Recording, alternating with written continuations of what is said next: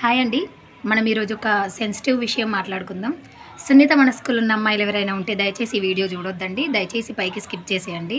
అయితే ముచ్చటేందంటే, మనం ఇవాళ ఒక న్యూస్ పేపర్ చూసినా, ఒక న్యూస్ ఛానల్ ఓపెన్ చేసినా, ఇన్స్టాగ్రామ్ ఓపెన్ చేసినా, యూట్యూబ్ ఓపెన్ చేసినా కూడా కొన్ని వార్తలు హల్చల్ చేస్తున్నాయి. ఆ ముచ్చటేందంటే, భార్య చేతిలో భర్త బలి, భార్య వివాహేతర సంబంధానికి అడ్డమొస్తున్నారని చెప్పి ఇద్దరు చిన్నపిల్లల్ని చంపేసిన తల్లి, పిల్లలతో పాటు తను కూడా ఆత్మహత్య యత్నానికి పాల్పడిన తల్లి, భర్తకి అక్రమ సంబంధం గురించి తెలిసిందని చెప్పి ఇంట్లో ఉన్న వాళ్ళందరికీ విషం పెట్టేసిన యువతి, ఇవే వార్తలు వస్తున్నాయి. అంతే కదా, నేను చెప్పింది అయితే ఏం తప్పలేదు కదా.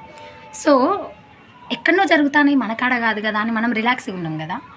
లేదు, ఇవాళ ఓ కాడ జరిగింది, రేపు మన ఇంట్లో జరగదని ఏంది గ్యారంటీ? ఆడోళ్ళ మైండ్ సెట్ రోజుకు మస్తు చేంజ్ అవుతుంది.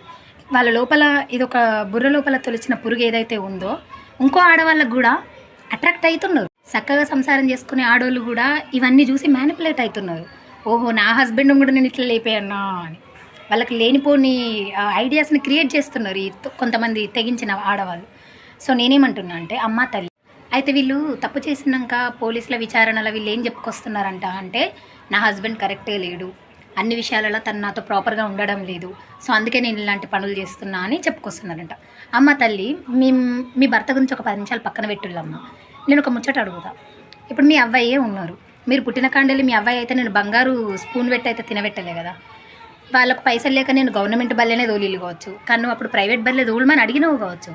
మరి వాళ్ళు తోలనంత మాత్రాన నువ్వు వేరే అవ్వాయి దగ్గరికి అయితే పోలే కదా.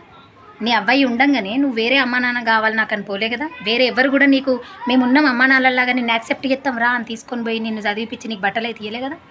మరి అక్కడ లేని వేరే దారి, ఇంకో తప్పుడు దారి నీ భర్త విషయానికి వచ్చేసరికి ఎందుకు ఇలా మారావు? నీ భర్త అన్ని బాగా చూసుకోవట్లేదని చెప్పి వేరే వాడిని చూసుకోవడం ఏంది నువ్వు? దానికి ఒక ప్రాపర్ ఉంటుంది. ఏంటి, నువ్వు వానికి డివోర్స్ ఇవ్వచ్చు, అయ్యా నీ దారి నువ్వు చూసుకో, మన నా దారి నేను చూసుకుంటా అని. అంతేగాని వాడిని చంపుడేంది, నీ కడుపున పుట్టిన నీ పిల్లలను చంపుడింది, నీ ఎఫ్ఐఆర్స్కి అడ్డం వస్తున్నారని వేరే వాళ్ళని చంపడం ఏంది? అమ్మ, కొంతమంది లేడీస్ మంచిగా గుట్టుగా సంసారం చేసుకుంటున్న లేడీస్ ఎవరైనా సరే ఈ వీడియో చూస్తే, తల్లి మిమ్మల్ని వేరే వాళ్ళు 10 మాటలు చెప్పి చెడగొడితే మీరు దేనికి లొంగిపోకండి.